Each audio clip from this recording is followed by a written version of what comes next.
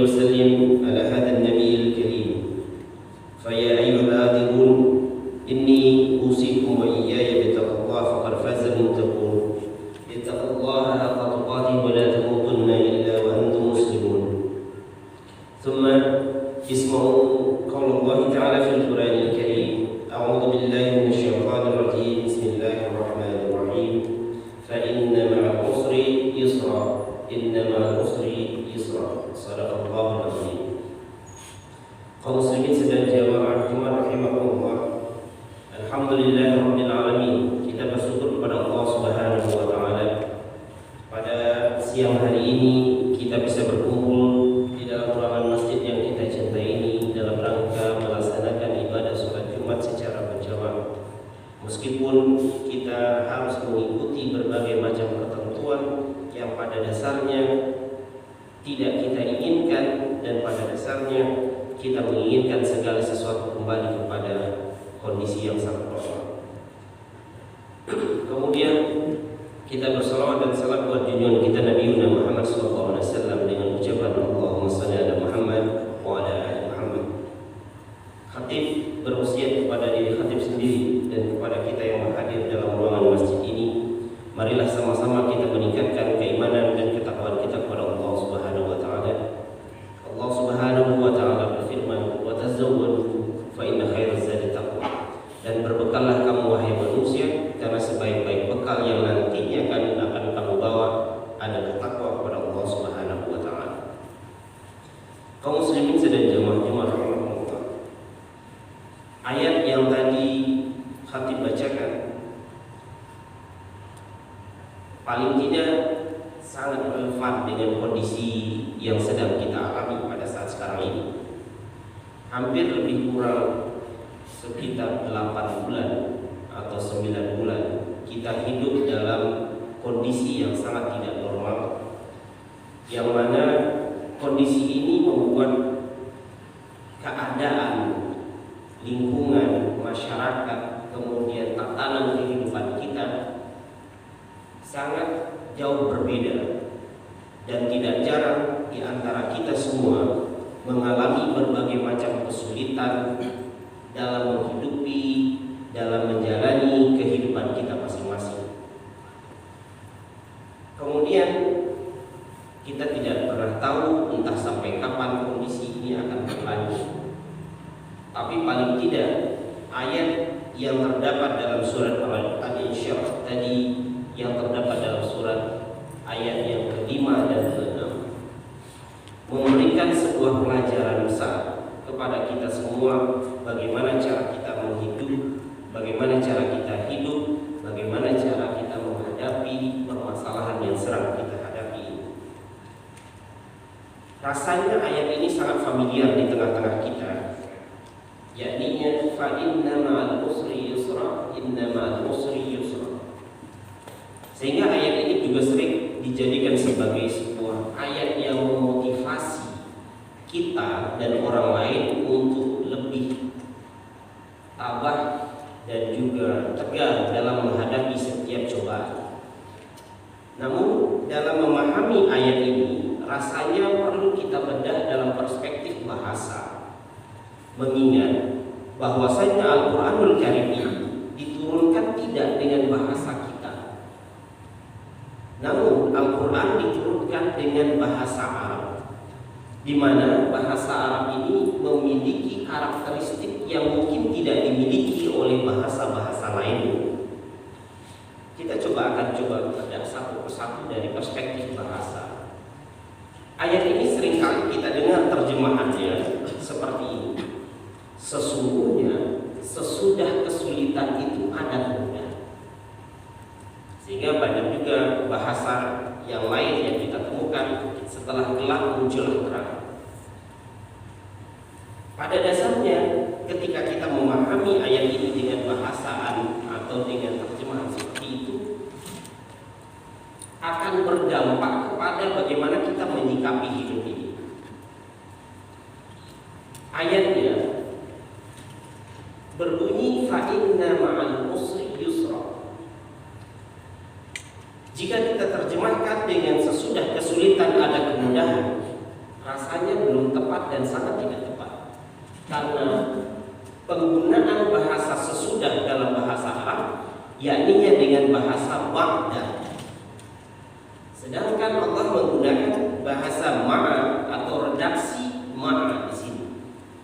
Kalau seandainya kita pahami ba'da itu memang sesudah. Akan tetapi makna ma'a di dalam kajian bahasa Arab itu maknanya adalah al-ilsaq. Al-ilsaq itu maknanya adalah sesuatu yang menempel, bersamaan, bergandengan.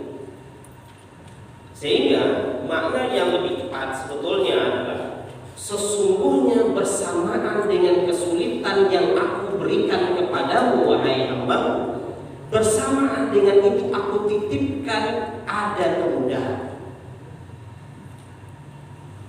Sehingga ketika kita memahami ayat ini bersamaan dengan kesulitan ada kemudahan, maka tidak akan pernah ada keluh kesah sebetulnya. Disebabkan karena apa? Karena sampai kapan kita memahami bahwasanya kita itu terbebas dari kesulitan. Ternyata Allah tidak menciptakan kita itu bebas dari masalah, kaum muslimin. Jika seandainya pada saat sekarang kita menghadapi COVID-19, namun setelah 2021 bebas COVID-19, suatu saat nanti dia akan muncul dengan bentuk dan wajah yang berbeda.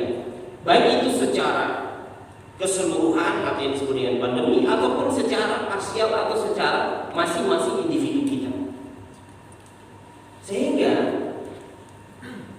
sikap yang harus muncul dari pemaknaan yang tepat dari ayat ini adalah kita diharapkan tidak boleh berputus asa, kita tidak boleh berharap bahwasanya ini hanya kepada kita saja. Sehingga kita coba melihat bahwasanya pada saat Allah menitipkan ada sebuah pandemi yang menyebabkan kita bekerja di rumah, kita beraktivitas sangat terbatas. Betapa banyak kemudahan-kemudahan yang notabene tidak pernah kita dapatkan pada saat normal. Akan tetapi yang selalu menjadi patokan kita adalah keterbatasan yang tercipta atau keterbatasan yang kita hadapi saja. Akan tetapi kemudahan yang lain itu seolah-olah tidak pernah nampak oleh kita. Jika seandainya semasa kondisi normal kita tidak pernah berinteraksi dengan keluarga kita tidak pernah berinteraksi dengan anak istri kita tidak pernah bertemu secara keluarga secara utuh dalam waktu yang lama, ternyata dengan kondisi ini Allah mudahkan kita untuk mendapatkan hal itu.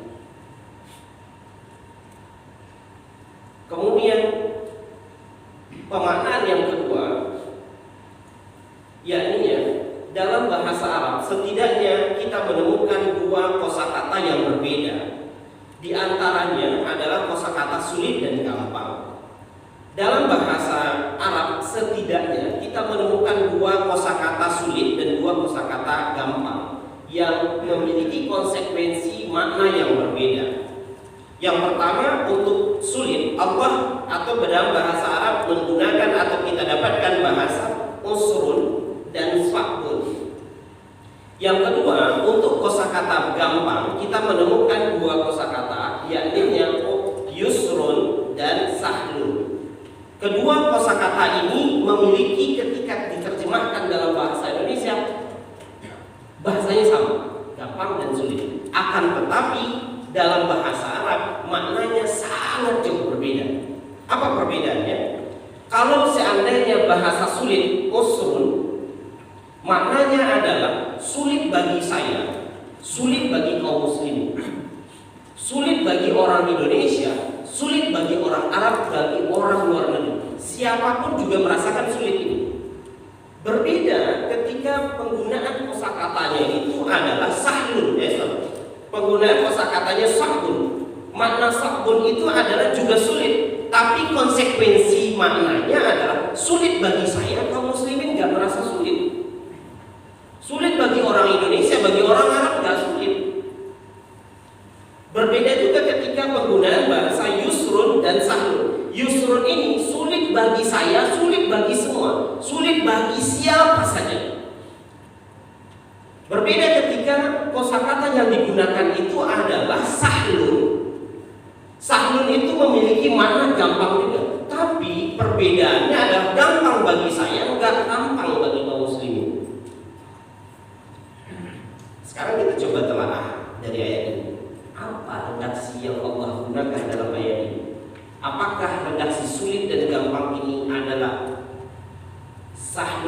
sabun yang hanya untuk beberapa orang saja? Ternyata tidak.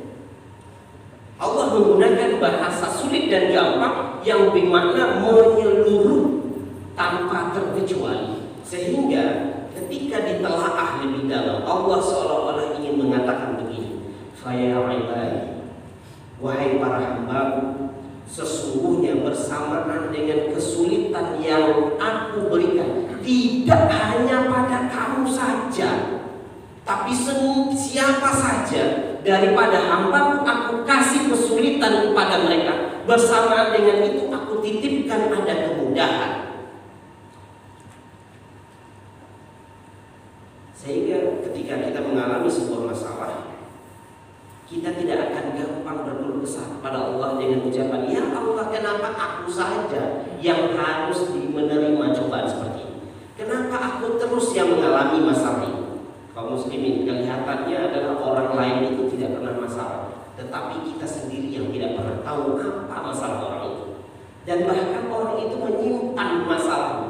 Kelihatannya dia itu anteng aja masalah hidupnya. Ternyata ketika kita telaah lebih dalam, kita telusuri lebih dalam tentang kehidupannya, mungkin masalahnya jauh lebih besar daripada kita, tapi yang membedakan dia mampu menyimpan masalahnya. Karena apa? Ayat ini menyatakan bahwasanya tidak hanya kamu loh yang aku kasih, tapi aku kasih siapa saja. Yang membedakan adalah bentuk dan juga kadarnya yang berbeda-beda. Kalau seandainya bagi orang yang berkecukupan secara ekonomi, aku tidak kasih kesulitan masalah ekonomi sama dia, kesulitan hidup tidak aku kasih sama dia, tapi yang aku kasih kesulitan sama dia adalah kesulitan dalam hal kesehatan.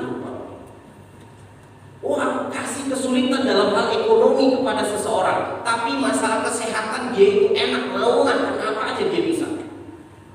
Tapi kita tidak pernah berpikir akan hal itu, disebabkan karena kekeliruan kita dalam memahami itu. Poin yang ketiga, kaum muslimin, dalam bahasa Arab ada yang disebut dengan ma'rifah dan nakirah. Ma'rifah itu ditentukan dengan penggunaan alif dan lam. Ketika nakirah maknanya adalah umum, kalau ma'rifah maknanya sempit.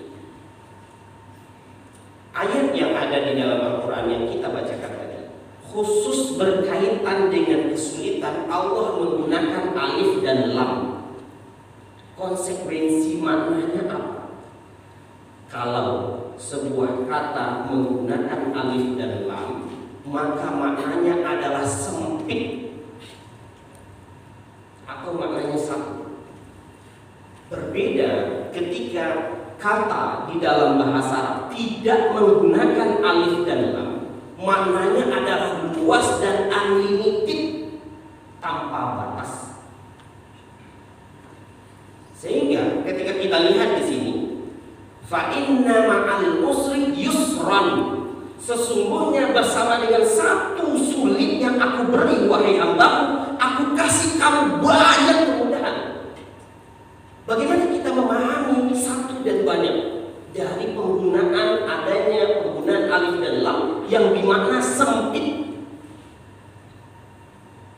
Namun kenyataannya adalah karena kita selama ini membaca Al-Quran itu dari sisi terjemahan, kita hanya memahami bahwasanya ada sulit, ada gampang. Ternyata seringkali kita menyampaikan bahwa satu kesulitan itu yang Allah berikan kepada kita menghancurkan atau menghilangkan rasa syukur kita terhadap banyaknya kemudahan yang Allah berikan.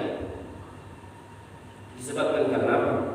Karena kita tidak pernah mendalami ayat Al-Quran.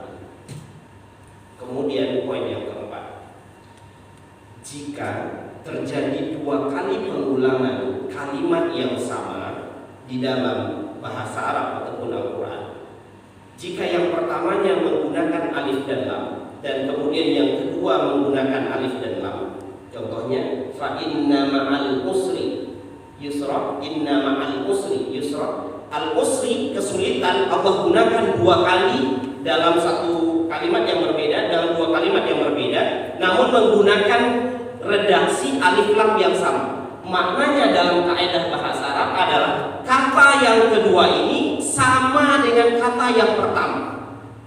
Sehingga maknanya itu adalah sesungguhnya dengan kesulitan yang pertama yang aku beri, kata Allah, ada kemudahan. Kemudian sesungguhnya dengan kesulitan yang pertama tadi ada kemudahan lain. Perbedaannya apa? Jika seandainya ada yang tidak menggunakan alif lam pada pertama dan kemudian pada kata kedua tidak menggunakan alif lam yang kedua, tidak menggunakan alif lam juga, maka yang tidak pakai alif lam pertama itu berbeda maknanya dan bentuknya dengan kata yang kedua. Sekarang kita lihat, sulit Allah gunakan bahasa alif dan lam. Pada kalimat kedua juga menggunakan alif lam. Makanya maknanya adalah sulit yang kedua sama dengan sulit yang pertama. Berbeda dengan gampang. Gampang itu Allah tidak menggunakan alif lam di kedua kalimat itu. Maknanya adalah aku berikan kemudahan kepada kamu satu, dan kemudian di kalimat yang kedua aku berikan kemudahan yang lain sama kamu. Akan tetapi karena kita tidak pernah mendalami bahasa Al-Quran ini dengan bahasa yang tepat dan benar, maka kita selalu keliru dalam memahami dan berdampak kepada penyikapan kita terhadap masalah yang kita hadapi. Kaum muslimin sedang jemaah-jemaah rahimahullah, inilah salah satu hikmah di balik Al-Quran ini sebagai sebuah mukjizat terbesar Rasulullah SAW. Kenapa? Tidak ada satu orang pun manusia yang mampu mendatangkan semisal satu surat saja dari Al-Quran ini. Wajar rasanya Umar bin Khattab, seseorang yang sangat benci terhadap Islam itu, luluh lantak hatinya di sudut rumah adiknya ketika mendengarkan lantunan ayat suci Al-Quran. Bukan karena merdunya yang bacaan itu, akan tetapi karena dalamnya makna yang terkandung dalam ini. Disebabkan Umar memahami setiap huruf dan huruf yang ada di dalam Al-Quran dan itu sendiri. Dan ini jugalah yang menyebabkan salah seorang profesor di Kanada, Profesor Kate Ilmuri, seorang ahli embriologi yang dengan bangganya melakukan sebuah penelitian tentang proses terciptanya manusia. Lalu kemudian dia menemukan hasil penelitian bahwasanya manusia tercipta dari seperti ini sampai endingnya manusia itu lahir ke dunia ini. Lalu dipublikasikan. Dengan publikasinya itu Profesor Kate Ilmuri mendapatkan penghargaan dan jabatan dari berbagai macam tempat. Lalu suatu ketika sang profesor mengadakan sebuah seminar di Saudi Arabia, memaparkan tentang hasil penelitiannya yang menyatakan proses terciptanya manusia seperti ini. Lalu ada seorang mahasiswa yang menyeletuk begini, Profesor, mohon maaf, apa yang Anda sampaikan tadi itu sudah duluan umat Islam tahu. Bagaimana mungkin Islam lebih tahu duluan? Semuanya sudah ada dalam Al-Quran, Prof. Surat apa? Surat Al-Mu'minun. Lihat, Profesor lihat. Siapa yang menyampaikan ini? Muhammad. Kapan dia muncul? Pada abad ke-7. Lalu kemudian pada saat itu dibuka Al-Quran itu, lalu dibacakan terjemahnya dengan bahasa Inggris. Pada saat itu profesornya bercanda begini, pasti Muhammad itu ketika dia membacakan ayat ini dia melakukan penelitian menggunakan mikroskop.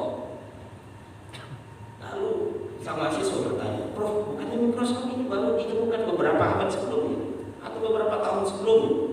Saya juga tahu nggak mungkin Muhammad itu akan memberikan ini, melakukan penelitian dengan mikroskop.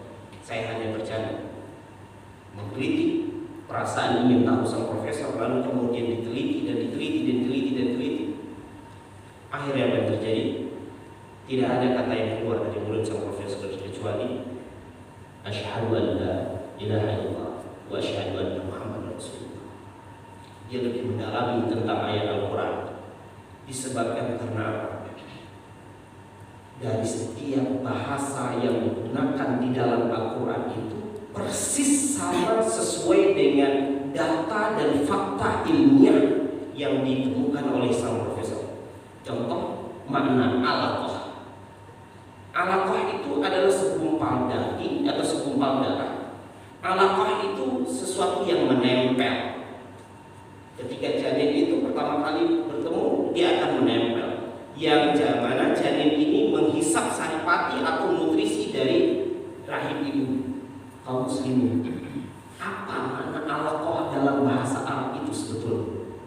Makna alaqah dalam bahasa Arab itu adalah sesuatu daging yang menghisap seperti lintah. Dan kenyataannya persis sama apa yang diteliti oleh sang profesor dengan apa yang ada di dalam Al-Quran Karim ini. Sehingga ada satu yang ingin saya sampaikan, karena saya saat sekarang ini berada di sebuah kampus. Ada satu pesan yang ingin saya sampaikan kepada pemangku kebijakan. Satu, Al-Quran ini di samping pedoman hidup bagi manusia, dia juga merupakan kitab yang mana sumber ilmu pengetahuan ada di sini. Kedua, adanya dikotomi ilmu pengetahuan antara lembaga pendidikan, di mana ketika institusi pendidikan mempelajari keilmuan secara saintifik, lalu kemudian pada sisi lain ada universitas yang mempelajari pelajaran secara Al-Quran, ya, secara terpisah, sehingga tidak pernah klop apa yang terjadi selama ini. Namun hati berharap adanya sebuah kesejalanan antara apa yang kita pelajari dari sisi ilmu duniawinya dipelajari dari perspektif Al-Qur'annya. Jangan anggap dulu Al-Qur'an ini sebagai pegangan umat Islam, tapi sebagai sumber informasi yang sangat otentik. Coba kita pelajari referensi mana di antara sekian banyak ilmu pengetahuan yang memiliki ketersambungan sanad dan yang sangat otentik kecuali Al-Quran dan hadis. Untuk mengeluarkan satu hadis saja, ulama hadis harus mempelajari berbagai macam faktor, berbagai macam aspek. Yang pertama adalah ketersambungan sanad. Sanad itu siapa yang ngomong, siapa yang ngomong, siapa yang ngomong sampai ke Rasulullah. Tidak hanya sampai di situ, akan tetapi setiap perawi hadis itu dilihat namanya, dijarah dan ditakdir. Artinya ketika mempelajari hadis, seorang perawi saja ketika dia minum dengan tangan kiri, itu hadisnya bisa jadi dhaif. Referensi mana di dunia ini yang menjarah atau bahasanya itu menjarah, meneliti lebih dalam tentang seorang perawi hadis itu, kecuali di dalam Islam yang terdapat dalam Al-Quran dan hadis saja. Sehingga ketika kita mempelajari satu bidang keilmuan, semuanya itu ada di dalam Al-Quran dan hadis. Teori yang sekarang ini dikembangkan namanya NLP, Neuro Linguistic Programming. Salah satu program di NLP itu yang ditemukan oleh Richard dari Barat baru beberapa tahun yang lalu, sekitar 20 tahun yang lalu. Beliau menemukan sebuah teori yang disebut dengan metamodel. Teori metamodel ini dipelajari oleh berbagai macam tokoh dunia, di mana konsep teori metamodel ini adalah jika seandainya seorang si A berhasil di bidang tertentu atau di karir tertentu, kemudian si B ingin berkarir juga di posisi yang sama atau di profesi yang sama, maka yang dilakukan oleh si B ini adalah memodel atau mencontoh 100% apa yang ada di dalam diri si A sampai kesimpulannya. Bahkan ketika mengambil sertifikat NLP itu, bahkan sampai gerakan sekecil apapun di model. Teori ini sangat booming, sangat booming. Allah alam di Pekanbaru apakah sudah booming atau tidak, tapi kebanyakan masih belum banyak yang mengetahui akan teori ini. Lalu kita lihat apakah Islam pernah berbicara tentang metamodel. Hati bilang yes. Apa ayat yang menyatakan ada sebuah metamodel? Laqad kana lakum fi Rasulillahi uswatun hasanah. Apakah ayat ini tidak berbicara tentang metamodel? Jika seandainya dipelajari ini di kuliah tafsir hadis saja, kita tidak akan menemukan bahwasanya ayat ini berbicara tentang metamodel. Dan ketika metamodel itu dipelajari di Fakultas Psikologi, maka tidak akan pernah kita temukan adanya sinkron antara dua ayat ini dan teori ini.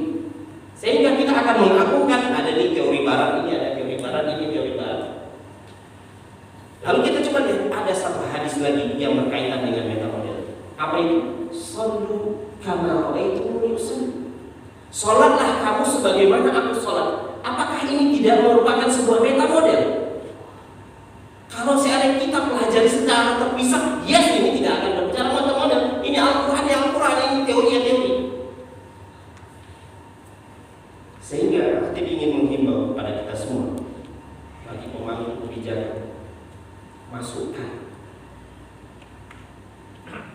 Al-Quran, kajian tafsir maudhu'i, namanya kajian tafsir tematik dari setiap materi pelajaran. Jangan anggap dulu Al-Quran ini sebagai pedoman hidup umat Islam, tapi sebagai sebuah referensi. Disebabkan karena kemudian pelajari bahasa Arab, karena bahasa Arab ini merupakan tidak hanya bahasa agama, akan tetapi sebagai bahasa komunikasi. Sebuah universitas di Hong Kong menjadikan bahasa Arab ini sebagai salah satu fakultas favorit, dan untuk bisa masuk situ mahasiswanya harus mempelajari bahasa Arab. Silakan nanti cek di video. Sebetulnya memalukan bagi kita semua sebagai orang Islam. Pakaian kita Muslim. Bahkan dalam video itu ada seorang perempuan yang tidak menggunakan jilbab sama sekali. Bahkan agama pun nggak tahu. Tapi kelancarannya di dalam bahasa Arab itu melebihi daripada ustaz-ustaz kita. Disebabkan karena apa? Satu paradigma yang keliru kita memandang bahasa Arab. Apa itu? Bahasa Arab selalu kita pandang sebagai bahasa agama. Padahal bahasa Arab itu tidak hanya sebagai sebuah bahasa agama, akan tetapi dia lebih kepada sebagai sebuah alat komunikasi. Semoga khutbah yang sangat singkat ini memberikan dampak yang besar terhadap peningkatan kemajuan pendidikan, khususnya di negeri lancang ini. Fakta ini adalah besar dalam aku terhubung.